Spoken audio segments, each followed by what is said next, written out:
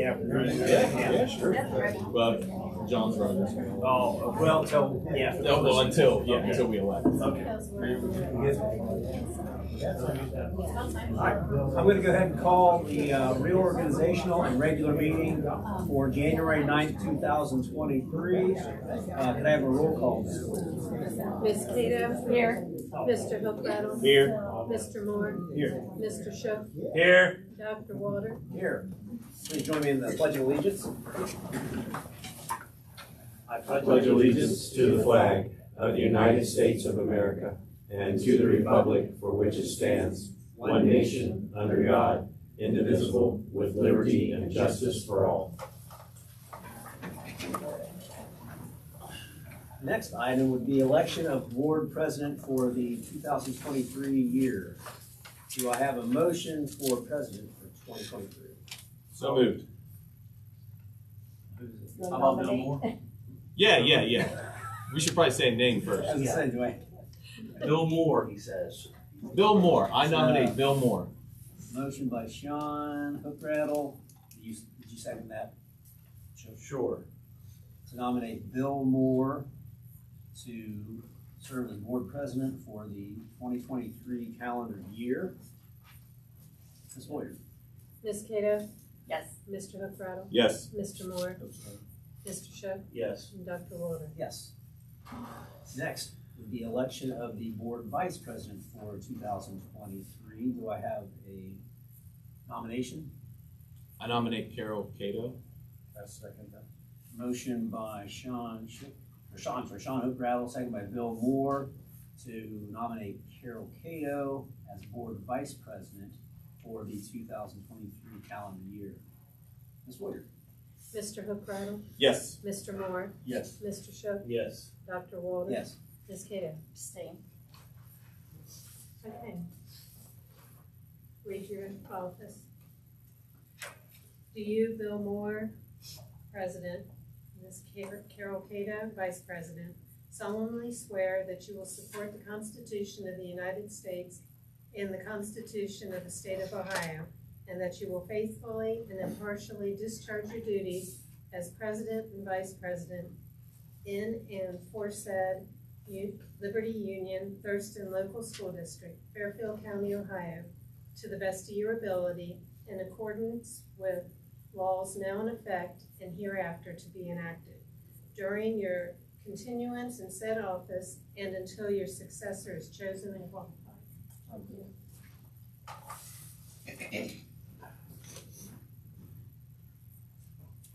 It's your meeting now, sir.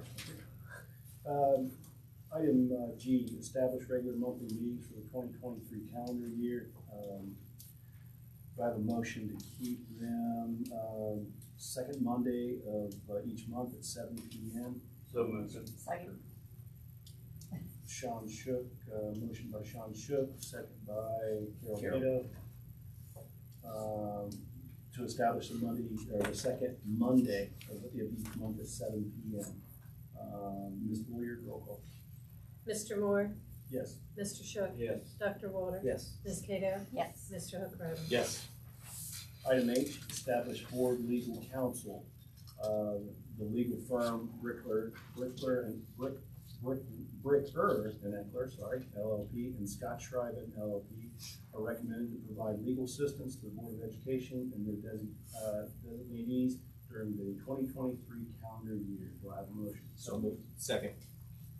Dr. Walter, motion by Dr. Walter, second by Sean Hookrattle, to approve Brickler and Eckler and Scott Schreiben law firms to provide legal assistance during the 2023 calendar year. Ms. Boyer, Real quick, above it says the legal firm. It says Bricker and Eckler, and then it says to approve Brickler and Eckler. Okay, So that's what. Bricker. Yeah, I was That's looking what. at Yeah, that and I was like confused on what that was. so it is Bricker. Right? Yes. Bricker. Okay. Okay. Ms. Boyer, roll call. Mr. Shook? Yes. Dr. Walter? Yes. Ms. Cato? Yes. Mr. Hookrattle? Yes. And Mr. Moore? Yes. Item I, request advance payment. The treasurer requests authority to advance payment during the 2023 calendar year on taxes collected as allowed by law.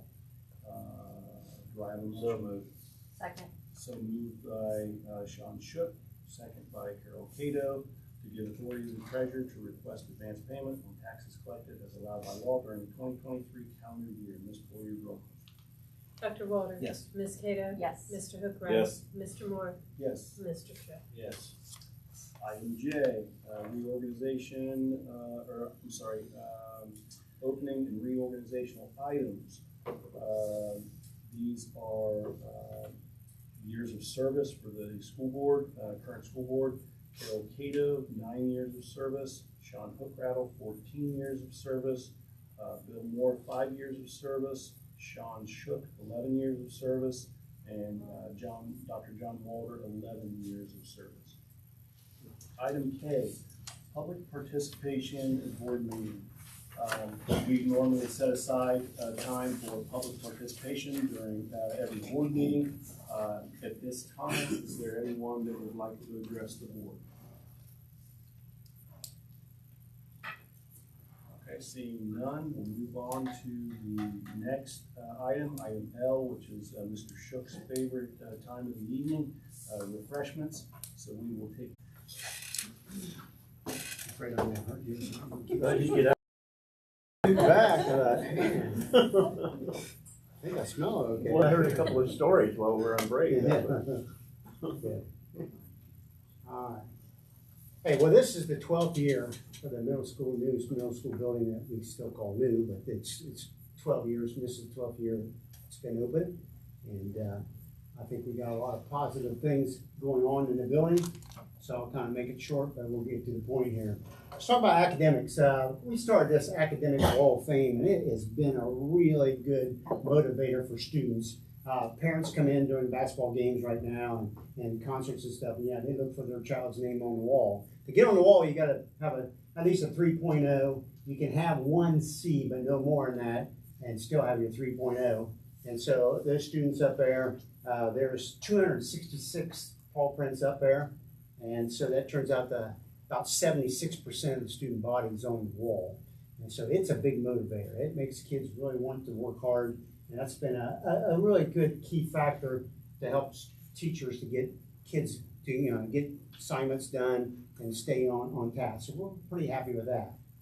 One of the changes this year, we've had iReady. And by the time they get to middle school, some of these kids have had enough of iReady. I mean, they're done. And so in the math, we have switched over to Alex. And Alex was used at the high school. In fact, we kind of used it with our 8th graders in algebra in the middle school and really liked the feedback. It gives you a lot of data. And the lessons are shorter than iReady, so the kids are bragging, I did 6 lessons this week. But what they don't realize is they're getting more content because they're staying more focused. And iReady, sometimes those kids are just, well, it's been the same thing. So we've tried Alex this year, and the feedback I'm getting from the teachers and the students is kids are staying on there. This slide shows you the percent of growth that kids are getting, and we're getting anything from 52 up to 60%. Kids are working on, and like I said, they bought into it. That's half the battle, that the kids like it. So we're really going to be interested to see when we do our state testing in math, has it increased our scores. This is the number of lessons per week. And when you see the drops there, that's because it's Thanksgiving or Christmas break. But other than that, most of the kids are doing 5 to 7 lessons per week, completing, being tested on. And so we're seeing a lot of accomplishment. So we kind of like this program. And but like I said, the final test will be when it comes to state testing, how did it help our math scores? This is another one that Alex scored. Alex gives you a lot of data points. In fact, we're trying to figure out all the things that they give us. But this is the minutes per week that they're on. Most kids are spending 30 to 37 minutes on their own time on working those lessons, which used to be, I already said that they'd like to see students work 40 to 45 minutes a week. My understanding is from Jennifer is they're backing it down now to 30. So our kids are doing basically what they would do in iReady in math. So right now in math, we're using Alex program. And like I said, we'll be really interested to see how that turns out. We're still using iReady in reading. This is the 5th graders who just did another diagnostics in January. And what we're reading up there is a lot of our kids are on task or above task.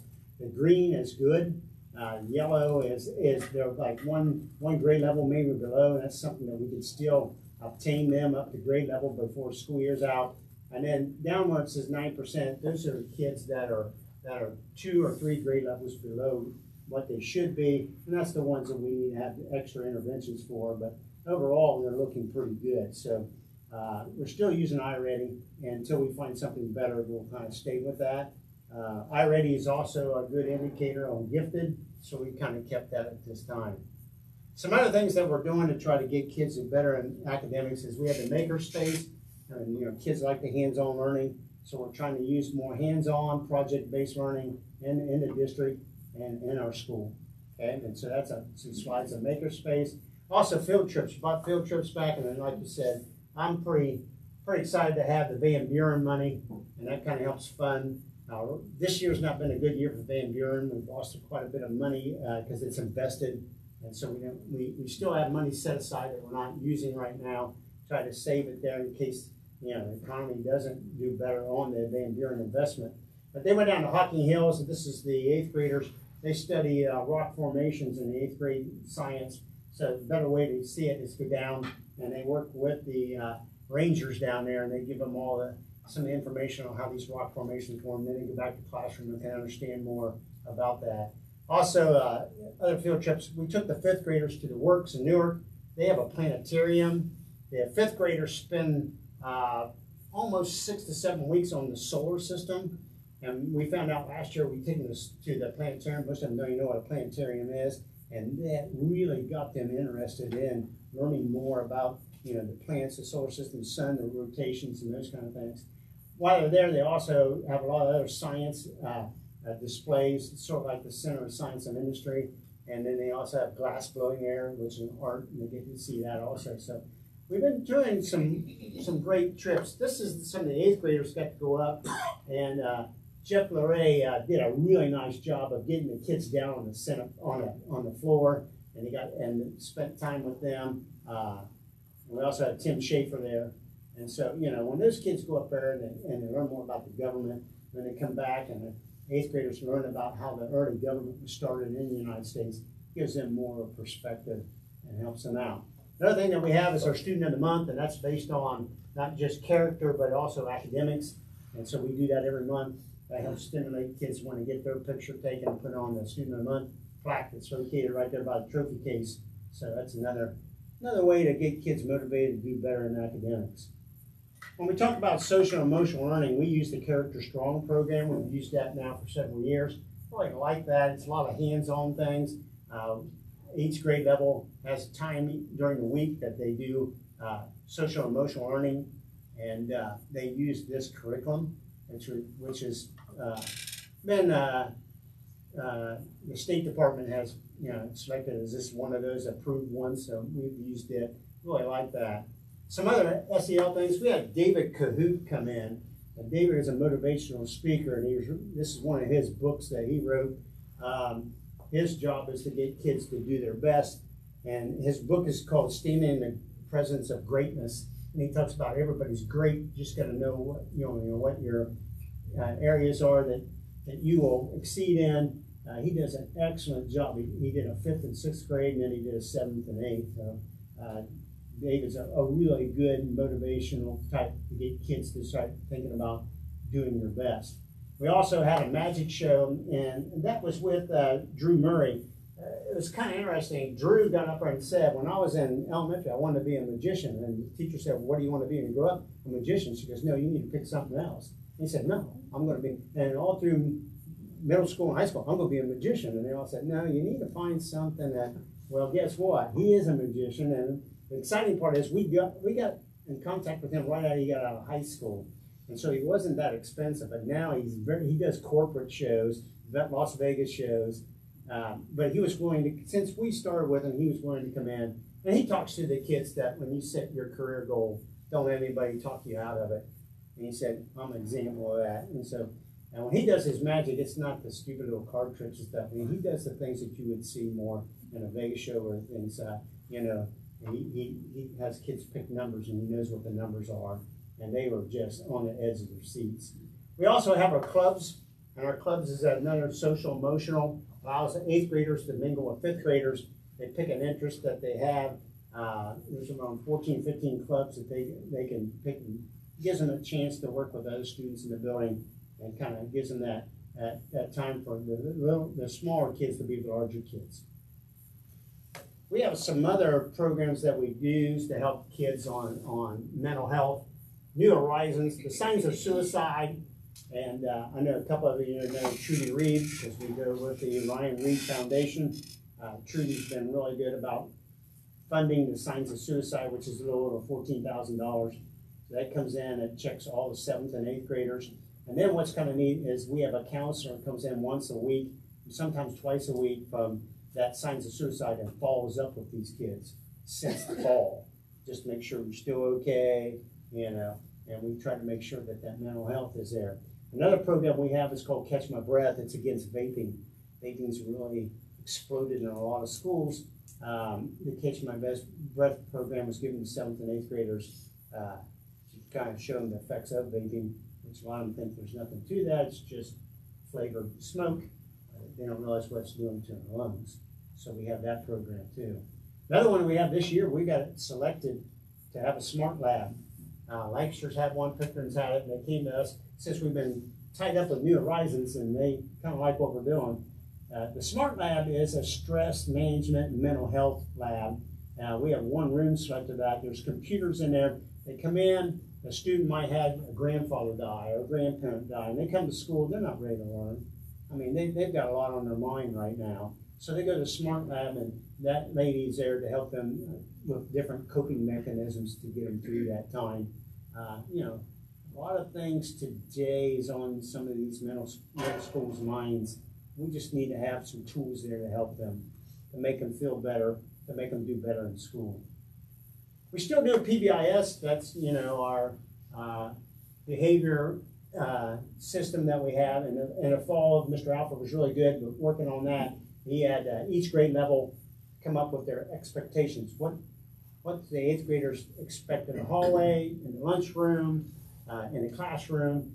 And these are some of their expectations that they came up with, and Mr. Alford then had them laminated, and they're on the walls in the classrooms and the hallways. And that way, the kids made the rules. Now, we still use our student handbook for the major rules, but how you should act in the classroom, we spent 2 days working on these, and they came up with that. So that's not just our rules now it's theirs. And we think that's really helped out a lot. We still give out things called big tickets, that's all football tickets, and I don't know what I'm going to do down the road because we don't use football tickets anymore, or basketball tickets. I guess we'll have online tickets, you know, that kids will get, and they cash them in at lunchtime, and we also have a school store they can buy things with. Still trying to get kids to think about others, so we had a big food drive. We still have our backpack program. Last check, that says 72, but we're up to 77, and I think we picked some up this week of students that there's not a lot of food at home.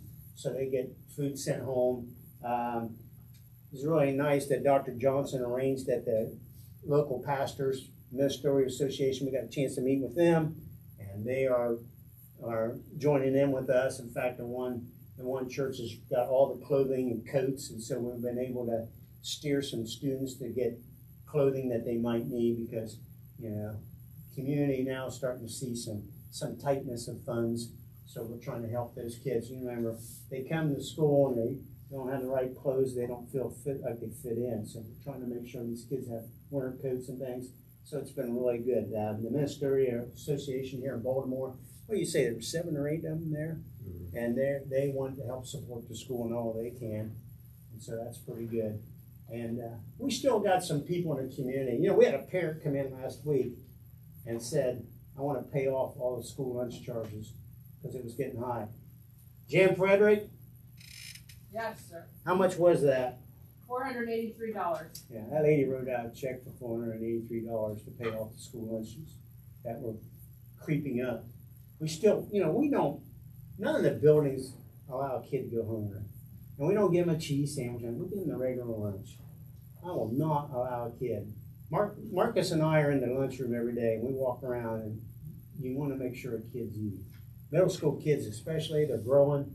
we want to make sure that's happening. So the food drive is, comes out of middle school, but we've been very fortunate to have a lot of community support, and we're keeping that program going.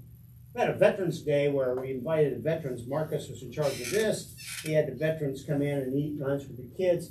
There's two sets of, 6th and 7th graders, 5 and 6, 8, and then 6 and 7 and 8. So we had a lot of veterans come in, and we had veterans up to 93 years of age come in. One brother bought their service dog, which kids got real excited about. They thought it was cool to have dog hair, and they got to visit with them. So good to have the veterans come in. Some activities coming up yet to finish out the year. We'll have an Eastland career visit for our 8th graders.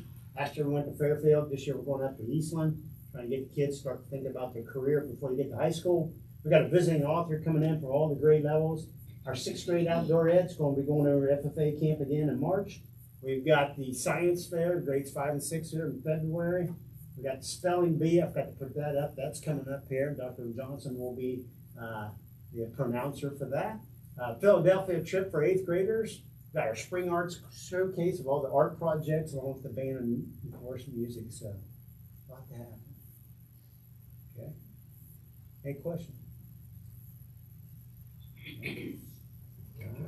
Thank you, Dirk. Number 3, we have discussion and approval of minutes from December 12th, 2022 board meeting. Page 14. Page 14. Through page 14, does anyone have anything they'd like to discuss in regards to December 12th board meeting? Motion. Okay, motion from Sean Shook, Second. second from Carol Cato, to approve the minutes of the regular meeting of Liberty Union-Thurston Board of Education held on December 12th, 2022 as printed. Ms. Boyer, roll call. Ms. Cato? Yes. Mr. Hookrattle? Yes. Mr. Moore? Yes. Mr. Shook? Yes. Dr. Waller? Yes. That takes us to item 4, monthly financials. Ms. Boyer. We have our monthly financial report.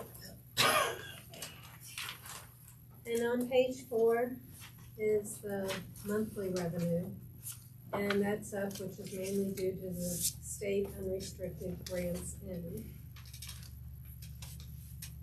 And then on page 5, it's the revenue up to December 31st. And our revenue for the year's up to this point, first is due to the state unrestricted grants in, and then second's our interest income, and then third is our local taxes. And then page 8 is our interest. And as you can see, the interest has increased quite a bit. December this year, or 2022, was $21,271.83, and December last year was only $545. So that's a big increase. Page 9 is where we are to this point on our revenue and expenditures. We're halfway through the year, and our revenue is at 49%, and our expenditures in total are at 45%. And then page 10 is our unencumbered balances for each of the different funds. And again, the 400s and 500s are our grants, and those we get reimbursed. Then you have our bank reconciliation.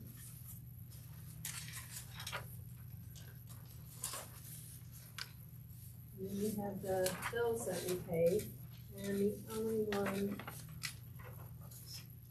I need to bring up is on page 6, about 3/4 of the way down. Check 99757 on December 16th to the Village of Baltimore for $28,534, and that's where we paid for the 2 police cruisers that we approved at the last board meeting. and that came from the general fund.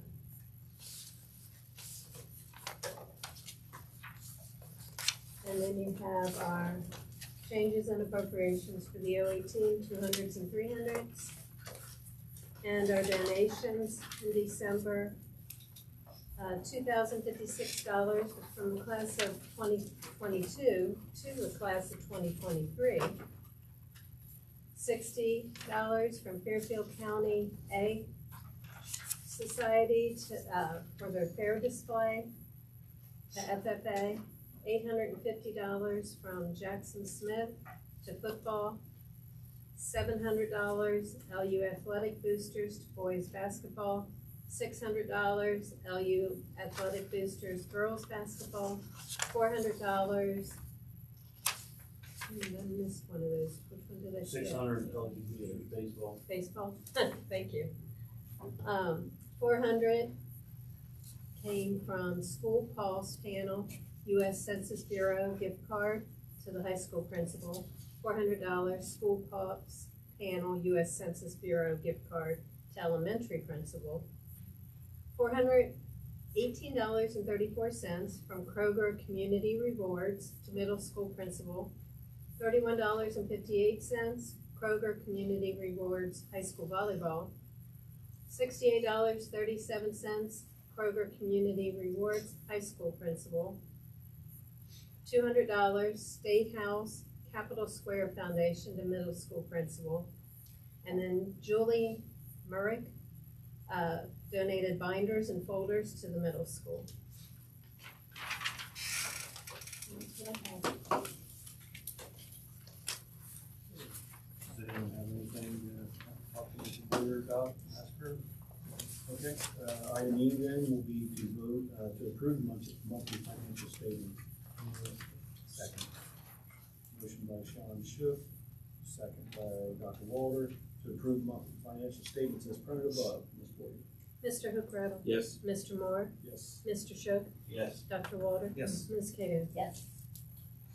Item 5A, service providers. This is under financial. Service provider, Woodhall LLC, contract period July 1st, 2023 to June 30th, 2024. Service provided, maintenance and lease on printers and copiers. Fees, equipment $55,824. Service agreement for the printers $4,428, and service agreement for the copiers $6,094. Service provider project Lead the Way, which is a revision to what was approved in the December 12th, 2022 board meeting. Contract period 2023-24, 24-25, and 25-26. Service provider participation fee in core training. Fee $950 participation fee for the first 2 years plus $3,000 core training covered by a grant for a total of $4,900. Not to exceed $1,200 participation fee for the third year. Item B, transfer of funds. Transfer requested from 03 fund to 034 fund in the amount of $73,720 for the earmarking of the OFCC maintenance fund to allow the required agreement. Any questions on that? On the, that project lead, so that was the one we were discussing about. Yes. So that, it may be less than that, but it won't be more than that, is that? Correct. Yes, they gave a letter that said That's that what. it would go about that amount. Is Woodhall a new service provider for the copiers, or is that the same one we've had? That's a new one. New one? Yes. Just unhappy or lower rate? Or, So we're gonna get all new equipment for a one-time payment, which gets us out of the lease game. Oh. Which opens up about 40,000 that'll be able to reallocate to classroom infrastructure. So, just helping us Awesome. reallocate money. Cool, great. We have them where I work in the house over here. I didn't recognize the name, that's why I was, that's why I asked the question. Okay, cool. Great. Okay, have any other questions? Item C, vote to approve the new business finance. So moved. So moved by Sean Hookrattle, second by Sean Shook. To approve items in the new business financial section. Ms. Boyer? Mr. Moore? Yes. Mr. Shook? Yes. Dr. Walter? Yes. Ms. Cato? Yes. Mr. Hookrattle? Yes. Item 6A, new business personnel, under employment. And I do not want to destroy this name, so I'll ask for some assistance. Lacey Coyle. Quayle, okay. Position or building revision of position from permanent daily substitute in the elementary to second grade in the elementary. Contract is 1 year limited, bachelor's, step 0, and it's effective January 10th, 2023. Hannah DeSanto, permanent daily substitute in the elementary, 1 year finite? Yes. Bachelor's, step 0 per MOU with the OPSI board, approved 5/9 of 2022, effective January 11th through May 26th of 2023. Item B is resignations. Marissa Brown, second grade elementary, effective date is, or the resignation effective date is January 1st of 2023. Item C is extended time.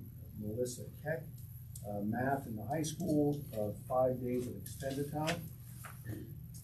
D is certified substitutes. The superintendent requests board approval for the list of certified substitutes from the Fairfield County Education Service Center. And there's a list of names there that I'll go ahead and read them. Ariana Ravinko, Tyler Hazlitt, Claire Kilger, David King, Jared Mackey, and Brenton Martin. Any questions in that section there? Mr. President. Yeah. With the permanent sub, it's not with the OPSI, so that's an error. Okay. LUTEA. Okay. Which item's that, Mr. The Tuck? permanent sub, the second one, there, Oh, Under okay. A. under A, LUTEA. Okay. Okay, thank you. Anything else in that section? Okay, item E, vote to approve new business personnel. Second. So moved by Dr. Walter, second by Carol Cato, to approve the items in the new business personnel section. Ms. Gordon? Mr. Shook? Yes. Dr. Walter? Yes. Ms. Cato? Yes. Mr. Hookrattle? Yes. Mr. Moore? Yes. Item 7, new business other, memo of understanding with Zane State College, College Credit Plus for 2023-2024 school year. Superintendent recommends approval of the College Credit Plus memorandum of understanding for the 23-24 school year with Zane State College, and authorization for superintendent to sign the memorandum.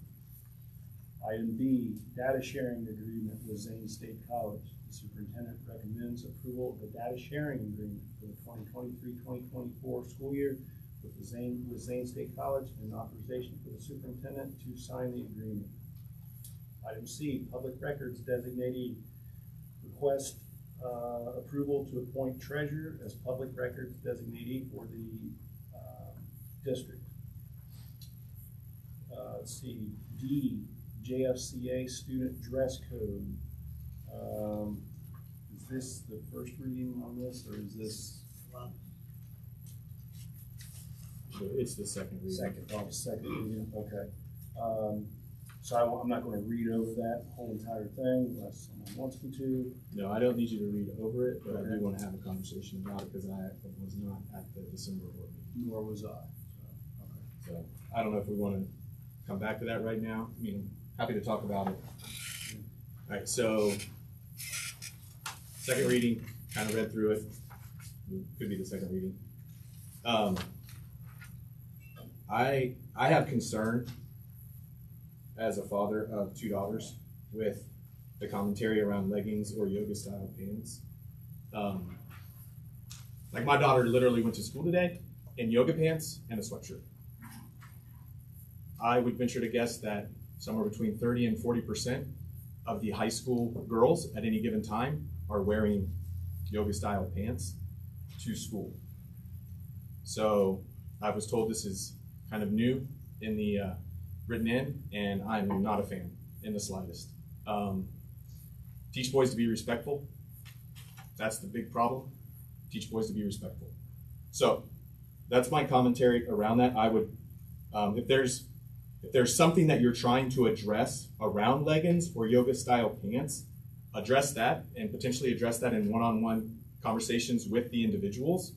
But to make a blanket statement around something that is so mainstream today, I have what I would consider just a real issue with. So if we need to pull this out separate because the rest of the board feels comfortable that this needs to be in there, we can do that. But that's my commentary on this one specifically.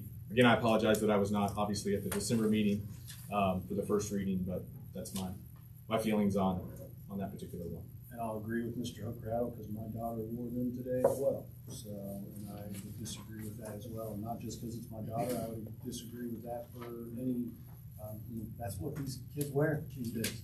So I'll agree with Mr. Hooker on that. So out of that whole dress code, that's the only thing you're questioning? Yeah, I will say, yes, that is. I thought that everything else was worded very well. There was one where it looked like something had been double written. It was like kind of in two different parts. I wasn't as concerned about that. But yeah, I think that's my biggest, that's the only issue I have. I've read through this, totally support. And listen, here's what I'd also say, right? Like the whole pajamas things. I see kids wearing pajamas all the time. I do understand that there's this idea around, we want kids to look like what the profession they're going after type deal. I would also say that this is the exact thing I wore to work today, right here. So I have a tough time with some of the things and how we're trying to do this, but I'm trying to be supportive. So, I can probably look past the pajama thing, given sometimes the kids wear them and they're like 5 sizes too big, and it just doesn't look as professional. Completely okay with understanding the costumes or costume-like clothing. I'm assuming though that does not mean ever, right? So when we have dress-up day for those are excluded activities. I see the tattoos. I think that's something that we will have to address at some point. I do believe that tattoos are becoming more and more mainstream in the younger age groups. You don't have to look far to see kids that are in high school having them. So, it's something that can be in here right now. I forget how it's worded, and I wasn't necessarily okay with. I was okay with how it was worded. I meant to say I was somewhat okay with how it was worded. Body arts that are extreme or distracting, offensive in nature. Like I can support offensive in nature, those types of things, or distracting. But yeah, I think that is something that eventually we may have to have a conversation on how that goes. But yeah, so. I did have a question also for either Mr. Cade or Mrs. McClaskey. Was that thing with the cheerleaders, that wasn't a thing, right? I mean, I understand, I know it was on social media, but I just wanted to make sure that cheerleaders are still able to wear their, okay.